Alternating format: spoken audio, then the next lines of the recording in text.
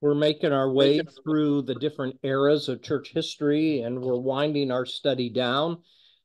Tonight is part eight. Next week we will finish with part 9. And tonight we're going to be talking about some things from 1914 to 1989. So we will be more familiar, I think, with some of the events and issues that are going on during this era of time.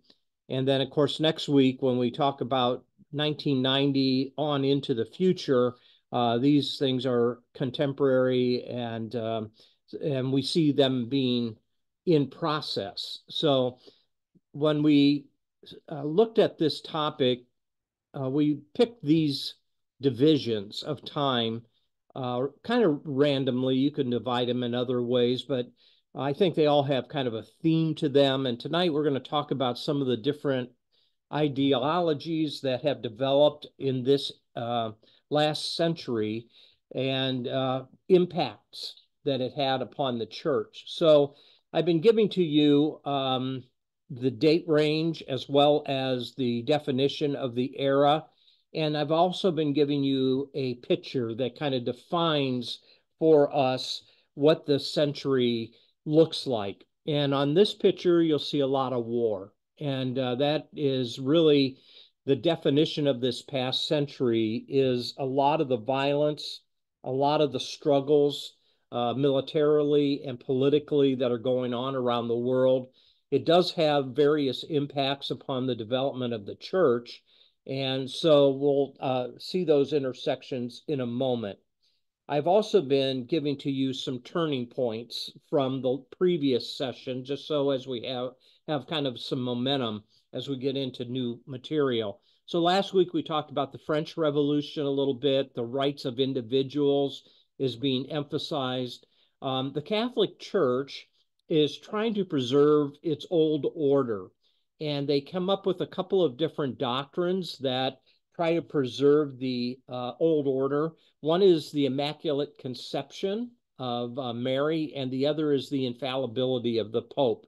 And we see during this era of time, there is, from the Enlightenment, some awareness of various things that are wrong in society. And in England, under Wilberforce, we see some pushback being started on the institution of slavery. This is an era where Protestant missions is growing, evangelizing different countries with significant individuals that are kind of at the head of that. We talked about some of the different missionaries that went into different parts of the world last week. Then we talked a little bit about, on our own shores, a second great awakening that came about. We talked about some of the different individuals that were a part of that second great awakening, D.L. Moody, Charles Finney, some various individuals like that. Then we also saw the start of Protestant liberalism that understood that a living faith also needed to be meaningful to the era that we are living in. So Protestant liberalism is trying to connect to the modern world, to science and other developments that are happening. So that's kind of a quick thumbnail of our study from last week that leads us into tonight. So by way of introduction, in the 20th century, struggle is at the heart of everything. Communism, Nazism, and Americanism are kind of in the center of this particular study that we're going to look at tonight.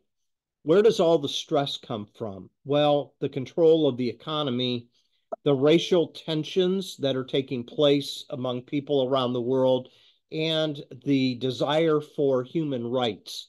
And what we see is that these churches of that era have to endure a lot of international hostilities that are taking place.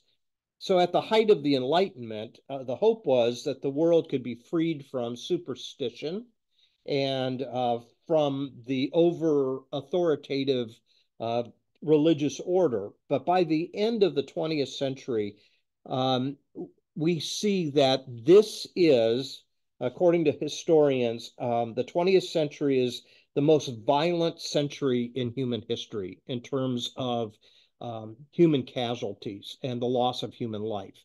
So you'll see why I say that in a couple of moments. So, what we're going to talk about tonight as we begin is some of the developments of these different ideals that are starting to come about in the post Christian era. What we find is because of science and the Enlightenment, the Christian church has kind of taken a back seat for a while to nationalism, communism, and individualism. These seem to be the three big things that are working.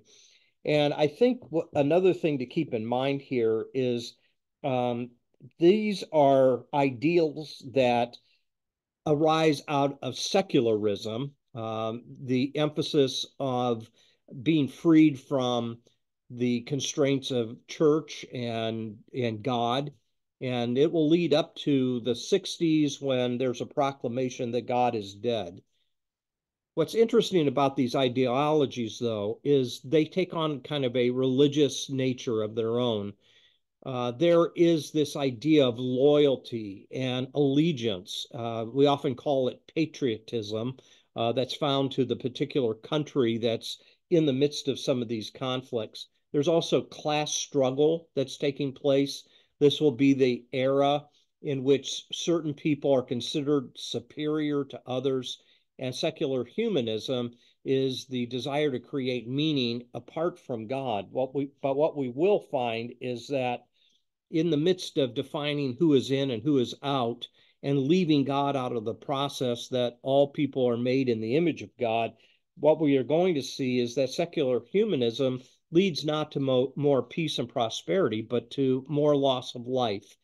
So that's kind of what's ahead of us here in the next few moments. And I think I'm going to be able to show you that um, some of the things that we might know a little bit about does have an intersection with the church as well. So when we look at this particular period of time, we're going to first see that it will, this century will have to deal with its first world war. And I don't know if you know anything about what sparked that, but the spark came back in 1914 when there was this Serbian nationalist that assassinated the Prince of Austria-Hungary. And following his murder, um, Austria-Hungary inflicted a blow upon Serbia, and that began to kind of divide Europe. Russia was in support of Serbia, still is, while Germany was in support of Austria. And this polarization in Europe is going to pull different nations into the conflict and pull them apart as a cohesive continent. Before the war is over, there's 27 nations that are caught up in the conflict. And now we see that uh, people in different countries are going to have to make sacrifices for the war effort. And so a lot of civil liberties and personal possessions are sacrificed to advance the war effort. It's interesting that both sides, it doesn't matter which side of the conflict you're on, both sides kind of felt that they were in the right, as often happens within world conflict. It's interesting that President Woodrow Wilson said that the war was to make the world safe for democracy. Well, it's interesting how we get into these conflicts and we always throw the word democracy and freedom around as a justification. But you'll see there's a big price that is paid. There is 1 million American soldiers that are engaged in this battle and helping allies to bring Germany to what would become the Paris Peace Conference. Out of this, though, President Wilson secured the creation of the League of Nations as a way of trying to get along, and hopefully that would be the last world war. It wasn't, obviously, but I ran across this little chart here that I think is helpful. The causes of World War I, you can use an acrostic mania: militarism, building up strong military forces, alliances between different nations to protect one another, nationalism, pride or devotion in one's country, imperialism, when one country takes over another country economically and or politically, and then assassination.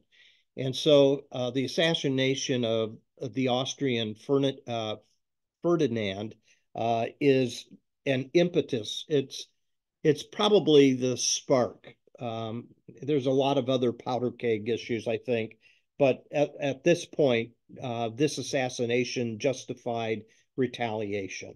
So, how did that affect the church? Well, up to this point, you'll find that the church is trying uh, to wrestle with the advance of science, the advance of the Enlightenment.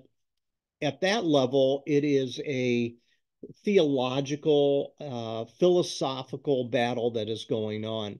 All of that seems to kind of come to a stop because all of a sudden now, the amount of money and the loss of soldiers and people in the war is going to cause the church to put that on pause for quite a while. So it's not a theological battle that's going on, it's an ideological battle. And of course, that intersects with the church with some of these ideologies want to leave God out in the cold. And with that, everyone kind of does what is right in their own eyes. So um, with the evolution of Darwinism as well, we find that, again, only the strongest survive. And that seems to be a characteristic during this period of time. So do you have any thoughts or questions on this lead into church history? There's not much church history in these couple of slides I've showed you, but it will intersect in just a couple of moments. I thought it was the assassination of the Tsar that started the World War I. Happened in Sarajevo, in Bosnia. Yeah, Hmm? this is I don't know who you're referring to off The top of my head. Tsar Alexander, I think, and Russia, his Czar. family that were assassinated. Are you thinking of maybe is that a part of the Russian It's Revolution? it's Russia, but Oh, it had something to do with World War I think. A Serbian guy killed Archduke Ferdinand from Austria-Hungary. yeah.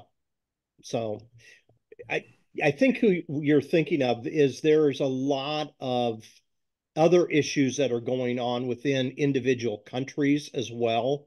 Obviously, Okay. we don't have the time to be able to trace all those things out, No. um, but you are, yeah, Okay. there's a lot that's going on, as you'll see here in a couple of more moments. Oh, Lenin Yeah, got to power when he yeah, killed the Tsar.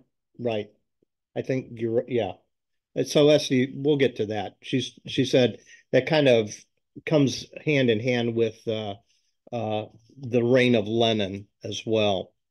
So here's where this is going. So you would think at the end of World War I and the amount of life that is lost, that the world would turn toward a better direction in trying to resolve conflicts and minimize hatred and murder and all those type of things. But it doesn't because of the rise of this individual here, Adolf Hitler. Um, the Nazis are a group of people that are a part of an effect upon the church as well. So here we see, excuse me, Adolf Hitler. Actually, he wasn't German, he was Austrian. And he was named chancellor on January 30th, 1933. But it doesn't take him long before he gains control of the government. You'll see here up at the top of the slide here that some of these Protestant churches get caught up in this political movement that comes to be known as the German National Socialism. And what we find is that there is this nationalism and this idea of we are a superior race that's kind of built into this. So look at the bottom of this slide here. Hitler thought that the unity of the German people could be accomplished by eliminating those that were inferior. Down here we have listed Jews, gays, disabled people. Gypsies were a part of that group as well, that are trying to be eliminated with the goal of unifying the German people and making race kind of the central issue. And so Hitler begins this all-out assault, and what we find is it leads to this, the Holocaust. And during this period of time, I think we are most familiar with this death camp in Auschwitz that led to the extermination of 6 million Jews. And they became the scapegoats of a lot of the problems of society. And so these Nazi death squads would take them to concentration camps. Here's a picture in the background of what it looks like. These are individuals that are seeing the smoke of the gas chambers that are rising up in the air.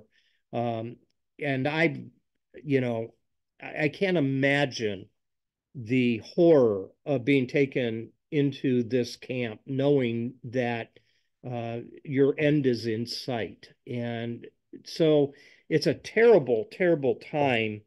And what we find is that these are victims of kind of a racial hatred that will then lead to the church either acquiescing and accepting it or pushing back on it. And that's where we're going with this.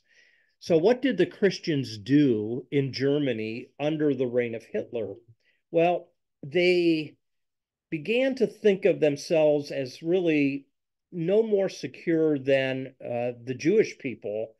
And what you find is that there was pushback on different components of the church. So here you see Hitler signed a concordant with the Pope to guarantee freedom for religion and the practice of Catholic worship.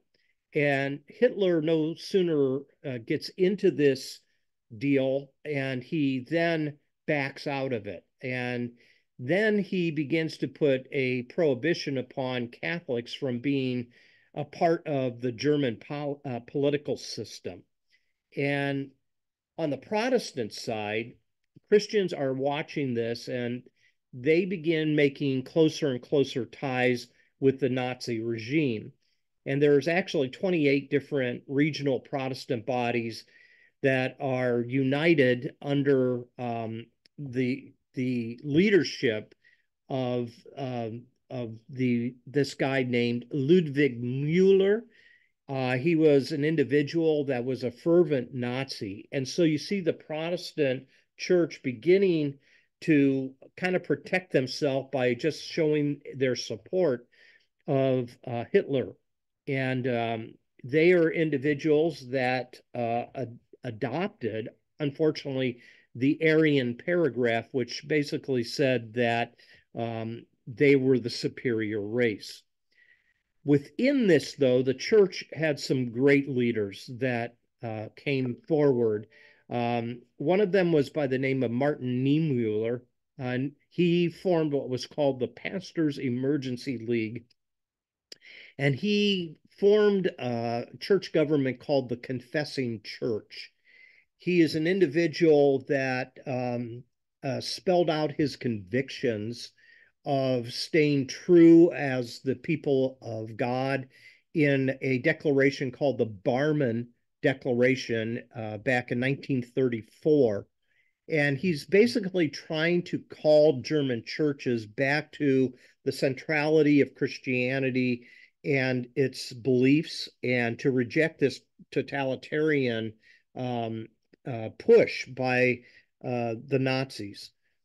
He was harassed by the Gestapo, and the confessing church also kind of led a perilous condition as well. They often had to go underground. There was many of its pastors that were arrested during this period of time. Some of them were even executed, and here's one of them. His name is Dietrich Bonhoeffer. Bonhoeffer lived from 1906 to 1945, and he was one of the founders of the Confessing Church. He was an individual that wrote a lot, and he talked a lot about costly discipleship. He talked about, the community of the church and the importance of helping each other and those type of things. And he was an individual in his writings. He was a very young man, brilliant man. And he was an individual that finally said the church has got to do something to bring down this madman, Hitler. And so he got involved actually in a scheme to have Hitler assassinated. And he was an individual that would eventually be arrested. He would be put in prison for a while, and then he was condemned to execution. And on April the 5th, 1945, he was hung on the gallows. He was hung at this concentration camp in Flossburg, and he was an individual that was a victim of bad timing. He was executed 2 weeks before the Allies actually took over. And if this would have happened 2 weeks later, his life would have been spared. So he's an individual that was executed because of his stance. But his writings, even to this day, are absolutely amazing in terms of costly discipleship and what it takes actually to count the cost to be a follower of Jesus.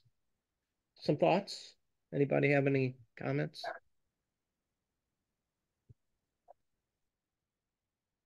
So let's come back to the Catholic Church for a moment. So back in 1935, the Nazis kind of created their own Ministry of Church Affairs, and they claimed that they were the true fulfillment of Christianity as a justification. But Pope Pius XI in 1937, you can imagine, in light of all the pressure. Now, I got ahead of myself with the previous slide because Bonhoeffer is not actually executed until 1945. However, the pressure that's going on and the courage of this priest, this pope, he wrote an encyclical that is translated with deep anxiety. And he put out the command, for a lack of a better word, that this particular encyclical should be read on Palm Sunday in every Catholic church. And he was talking about resisting the cult of the superior race and the state. And you can imagine Hitler reacted furiously to this because it was being read in every Catholic church throughout Germany. Uh, and so he kind of is an individual that stands courageously on the Catholic side, like Bonhoeffer and Karl Barth did on the Protestant side. So any comments or questions there? So you have some heroes on both sides. It's really trying to preserve the church from being taken over and manipulated by the Nazi regime. So meanwhile, there's a Russian Revolution that begins, and there is a group known as the Bolsheviks or communists that take over. And here you have a picture of Lenin. And his real name, I might need some help from Esty here, Vladimir Ilyich. Ulyanov. Say the last one again. Ulyanov. Yep. 1870 to 1924. He believed that the chief tool of Marxism was violence, and violent he was. If you thought Hitler was bad, he took it another step. And you can see some of the characteristics that mimic even Hitler's leadership, dictatorial leadership, single centralized party, terror, propaganda, censorship, controlled economy, and hostility to religion. He creates this very disciplined communist party, and he seeks to control this new government through the machinery of the Communist Party. In 1927, Joseph Stalin becomes dictator, and he also is a ruthless individual that also developed the use of secret police and labor camps to suppress any dissent. So here, the communist revolution in Russia is challenging Christianity because the Communist Party is based on atheism, not theism. And what takes place is here you can see a picture of Stalin. Joseph Stalin, as you see on this slide, is the dictator of the Union of Soviet Socialist Republics, and we're more familiar with it as USSR, from 1929 to 1953. So that's a pretty long period of time. Under Stalin, the Soviet Union was transformed kind of from a peasant society into an industrial and military superpower, but he really did rule by terror. And under his regime, there were millions of different citizens that died. So you have these two leaders here that play an important part in the Russian Revolution. Well, meanwhile, you have the Russian Orthodox Church. It was the state church before the revolution, but when the Bolsheviks took over, they began confiscating church land, canceling subsidies and they're decreeing civil marriage rather than sacred marriage, and they prohibited religious education. The Orthodox Church, Russian Orthodox Church, reacts with this defiance against the regimes in power, and it kind of spills over into various cities in Russia where there were riots that began to take place. In the first 6 years of this revolution, more than 1,000 Catholic priests were killed. That's astounding. 1,000 priests were killed. By 1939, you have propaganda, anti-religion laws, and so forth under Stalin. And the church is almost at the brink of disintegration. But again, Pope Pius XI, he keeps issuing these encyclicals. And so we looked at the previous one here, which was with deep anxiety. And then he writes another one, and this is even more bold. It's called Errors of Communism.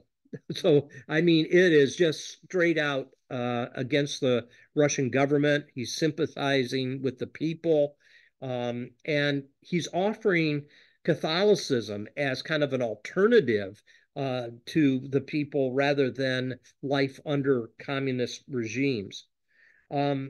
It's interesting to me that the communist revolution challenged Christianity, and it kind of ebbs and flows a little bit. It comes back to a surface after Lenin and Stalin with Nikita Khrushchev in 1959, where he starts to persecute the church there as well. The confiscation of property, though, is something to behold. Here's a picture. Take a look when the political regime comes in, and of course these churches are beautiful.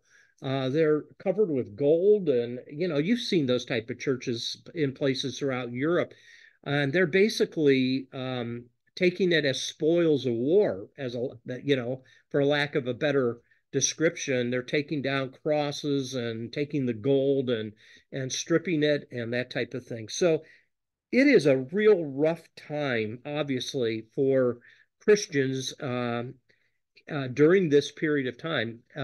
So it affects Judaism under Hitler. It affects Catholicism. It affects Protestantism. It affects the Russian Orthodox Church as well. So I mean that's pretty significant, and you can see why the church is just trying to survive during this period of time. They don't have time for you know side issues of doctrine. They're just trying to hold on for their life at this point. Thoughts, comments? So then we come to World War II. So World War I was bad, and here comes World War II, and it breaks out in 1939 when German forces invade Poland. Um, Hitler is not alone, though. He makes a pact with Mussolini's fascist regime in Italy, and a compact as well with this militaristic ruling party in Japan as well. So now we see these nations again are desiring expansion. Usually there's control of resources that are always involved in these type of things as well. Uh, and the German church, again, does not push back hard on Hitler at all. And what takes place is more bloodshed, more alliances, and a bloody era of time that is memorialized around the world in various ways. And to see what happens here is heartbreaking, and I can imagine our our grandfathers who fought during this period of time. They could never get over it. It seems as though those who were part of World War II or the Korean War that comes a little bit later, you understand why many of them they just find their camaraderie in you know morning breakfast at McDonald's, retelling the stories and their survival, and it's quite something that I will not fully comprehend because I've never had to go through it. But um, those of us who've had relatives who have. It's something I think that is embedded in their very fiber of being for their whole life. So um, I will say one thing. Um, the church in Russia really struggled under Lenin. Stalin, when he comes to power, did see the church to be a useful force of organization. So he lets up a little bit on that, but he's still in full control of it. As you know, the atomic bomb, the first one that is used, was dropped on Japan and really drove them to the peace table. And of course, the combination of Allied forces will topple the Third Reich. And from that point on, you have kind of what has been called the Cold War up until the time of the fall of the USSR and their splitting apart and uh, the destruction of the Berlin Wall between East and West Germany. So, any thoughts, comments on any of that? You can see here in the background the picture of Hitler, and um, I think we've all seen various pictures of World War II and get a little bit of a sense of what it felt like. But Any thoughts or comments, questions? My great grandfather in Germany, he would write letters to the family over here, and he would always close with something about God. And we know the letters were open, but I guess he was so old they didn't bother him. Mm-hmm. But it was just like, oh my gosh, you have the nerve to. Oh, yeah, yeah, wow. And then Do you my, still have those? yeah, that's how I know because Oh, they're, okay. yeah, dad had some letters. Uh-huh. And then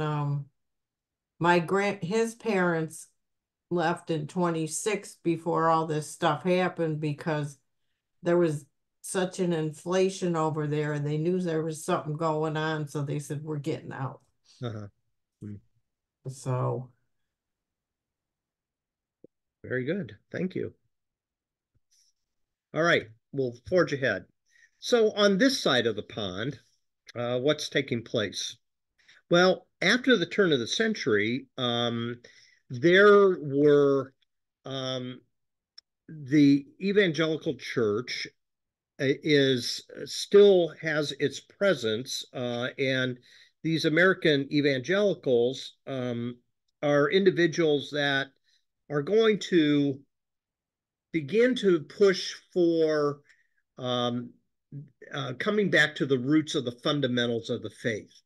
And so they're kind of fighting not only all the violence that's going on in the world, but they're fighting also against science and fighting against some parts of the Enlightenment that they feel endanger the faith. This is an interesting comment. This historian, George Marsden of Notre Dame, compared evangelicals in the 20th century to rootless immigrants in a new land. They're trying to find out how to engage with the culture. It has changed. The country has changed dramatically.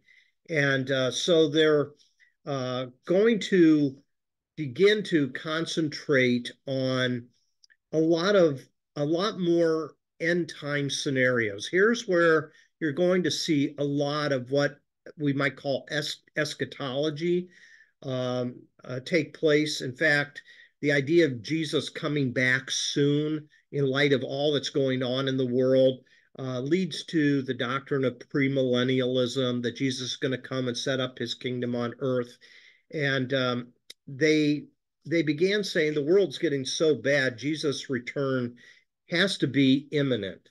And so a lot of the doctrine that has come out of this period of time really concentrates on prophecy, concentrates on the return of Christ, a lot of the things like the Great Tribulation, Antichrist, a lot of these things kind of start to take shape during this era of time. And you can understand why, considering everything that's going on around them.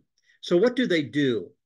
So, they begin um, to print out these things called the fundamentals of the faith. So, you can see here on the slide from 1910 to 1915, they published and printed 12 of these small books that are called the fundamentals, and their design was to defend the fundamentals of the faith. And they sent these small little booklets out to theological students, ministers, missionaries around the world. They're trying to get their influence into the hands of influencers. And it was all underwritten by a guy by the name of Lyman Stewart. He was an oil man that lived in Southern California, and he underwrote the publication of these and sending them out. What's interesting is Stewart enlisted the support of his brother to get this thing happening. And his brother's name was Milton Stewart, and he was one of the pastors of Moody Church in Chicago. Um, if you were ever to go to Moody Bible Institute in Chicago, some of these names would be familiar. because some of the buildings are named after some of these individuals. So a guy by the name of R.A. Torrey was the one that did a lot of the editorial work on these pamphlets that were being sent out. There's a building on the campus of Moody called Torrey Gray Auditorium, and that's where I walked across the stage and received my diploma in Torrey Gray Auditorium. And that's from this individual who did this editorial work. Moody, Sankey, Torrey, some other individuals all played kind of a significant role around the turn of the century. And you'll see these pamphlets had 64 different authors. So it had a wide spread of different theologians, but most of them were evangelicals. And so what you find is the name of these publications were called the fundamentals, or the fundamentals of the faith. And from that comes this idea of fundamentalism, the belief of certain doctrines. World War II, World War I rather, kind of delayed this this conflict between fundamentalists and modernists in the theological arena because of the wars. But the war of words kind of heat up as the wars come to an end and focus begins to come back to certain doctrines. And these are the doctrines that are at the core of this literature here: the authoritative revelation of the Bible, the sinful nature of man, the inability of man to be saved apart from God's grace, and the centrality of Jesus' return. So a lot of these things that are going on here is coming back to a lot of the arguments of the early church. Some of those individuals that we talked about, Council of Nicaea, Council of Chalcedon, a lot of those things that we talked about in our earlier sessions. But they're going to have to deal with one big one. And the big one is because of the popularity of Charles Darwin, his discoveries of evolution, and it leads to a thing called the Scopes trial. Here, 1925, there is a man by the name of John Scopes. He is a teacher in a Tennessee school, and he began to teach about the theory of evolution. Here's a picture of him. Let me take this so you can see what he looks like here. Looks like a typical type individual teacher in the 1925s, bow tie, that type of thing. He actually is being accused of teaching from a book called Civic Biology. And that particular book, Tennessee wanted to be prohibited in schools because it included a chapter on biological evolution. What's really fascinating, though, is that in that book, Civic Biology, later in the book, it turns out to be pretty racist, because when you talk about evolution, there are some species that survive and thrive and others that are dominated. And so we would think that this this book is quite racist if you read it all the way through. But it becomes the focal point of a trial. And there's two individuals that are in the midst of this trial. One is a guy by the name of Clarence Darrow, and he's the one that is defending John Scopes for his teaching of the theory of evolution. Another individual, he was the prosecuting attorney. His name was William Jennings Bryan. And Bryan really does lose the trial. Darrow runs circles around him. And what we find is that in 1921, this guy, William Jennings Bryan, had issued a series of attacks on evolution, which kind of put him kind of in the middle of the conflict. So it was natural to put him in the courtroom. Well, Bryan's primary concern was not so much the theory of evolution, but the consequence of it. And that is, if we teach the theory of evolution, then it could have an impact upon democracy, and that the strong could ultimately take advantage of the weak. So the trial goes on, and John Scopes, is found guilty of breaking Tennessee law, and he is fined a whole $100, which he appeals. And and I and the victory, though, really came for Darrow, because he was a brilliant individual, and he argued for the intellectual freedom of the country, and that students should be able to learn about the theory of evolution. So the way I put it here at the bottom of the slide is, although Bryan won the trial, Darrow won the country. And so from that, then, we see that evolution still is being debated throughout the decades. And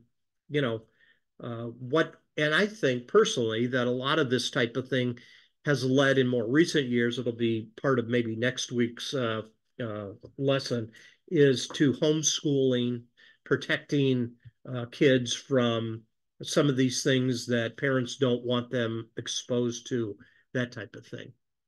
Some thoughts, comments?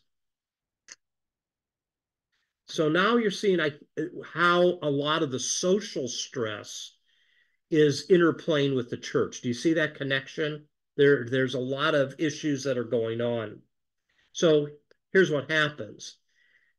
There is now an effort to renew what we called evangelical Christianity, which we talked a little bit in previous lessons as well.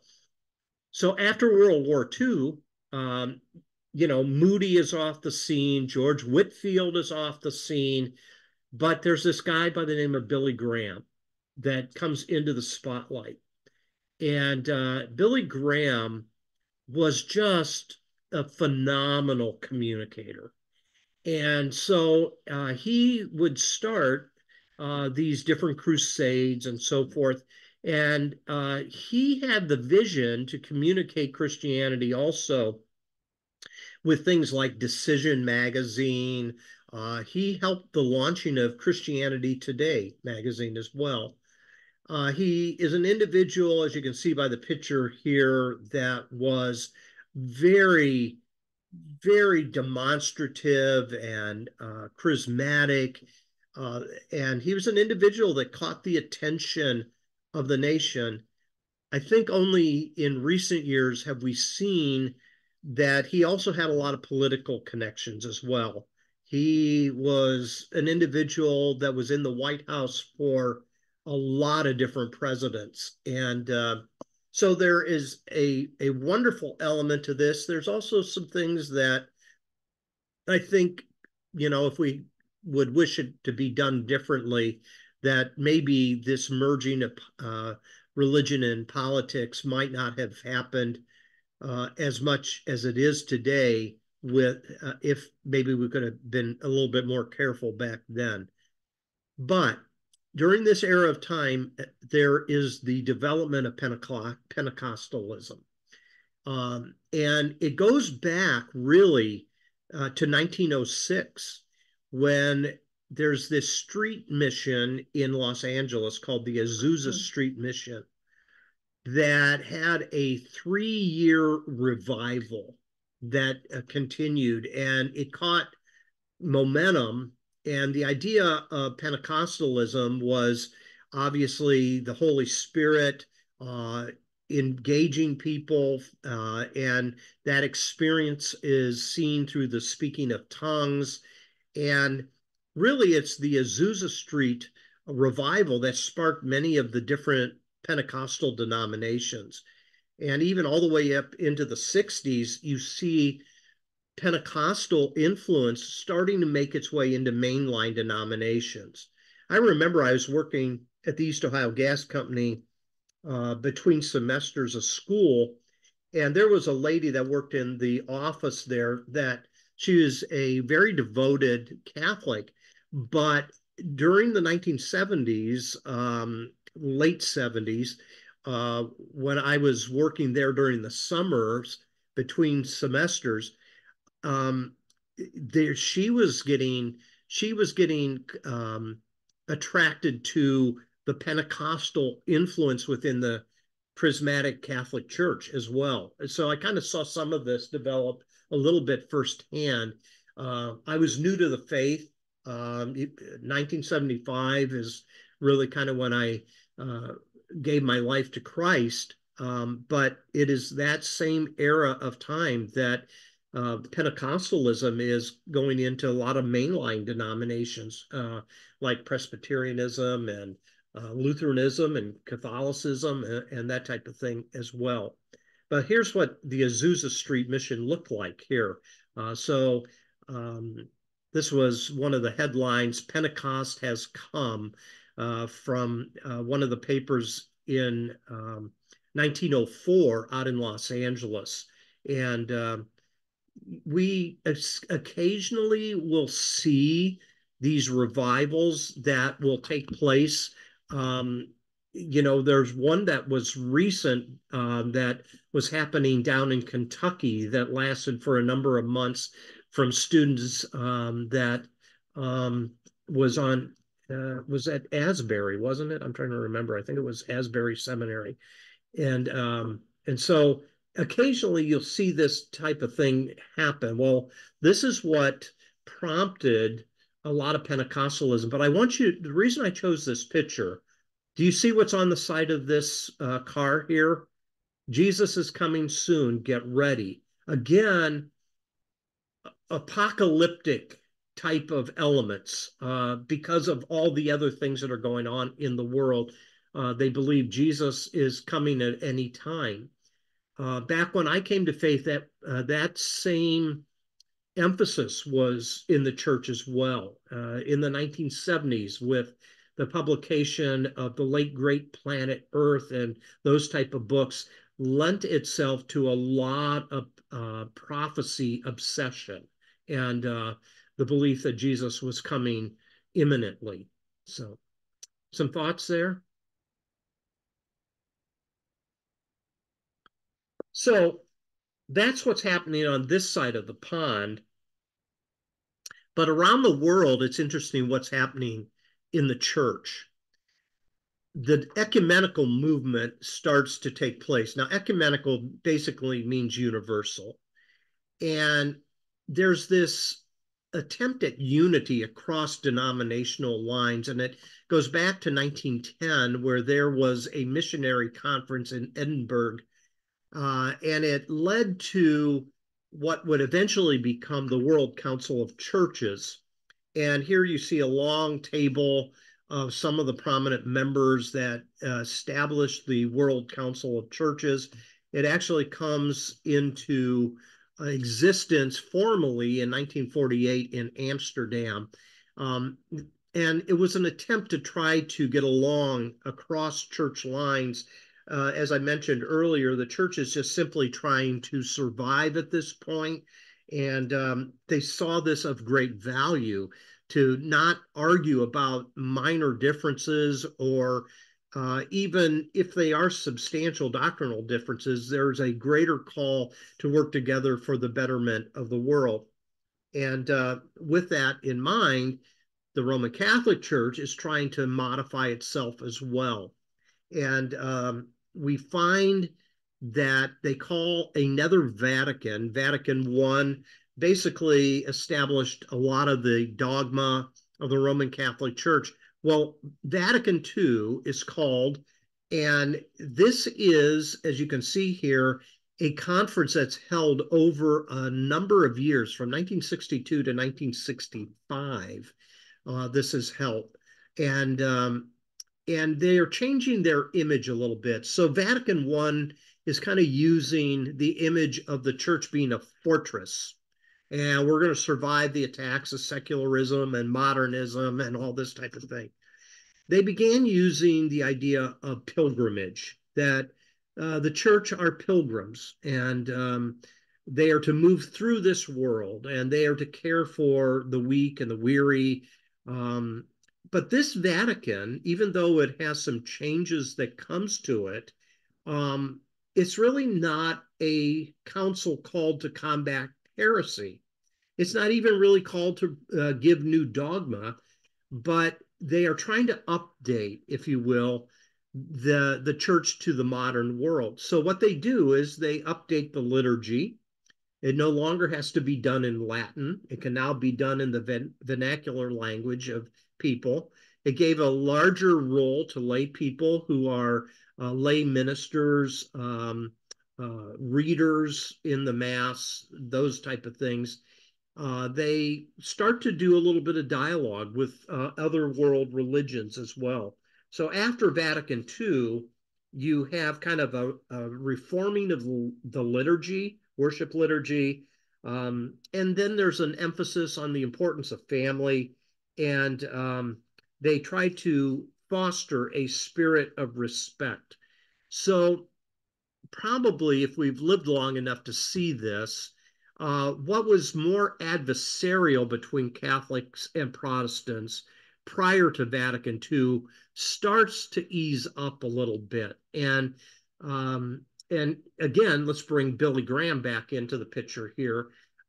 He was criticized heavily for being on the same stage with Catholic priests and those type of things, which it's this effort of trying to get along that is beginning to be a part of the movement of this era of the church. So we've covered a ton of stuff. Do you have some ideas, some thoughts, some questions that I can attempt to clarify? Anything?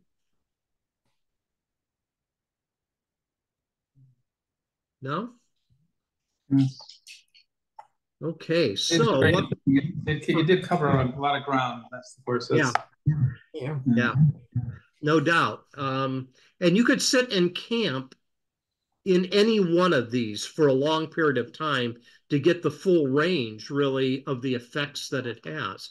My idea here is primarily let's get a bigger understanding. Let's get a big picture idea of how the church has gone through different eras of time. It's interesting how the evangelicals back in the day were extremely negative toward the World Council of Churches. They were like they were almost viewed as like the great Satan or something like that. It was very yeah. I think fundamentalism in general, of which evangelical movement is a part of that.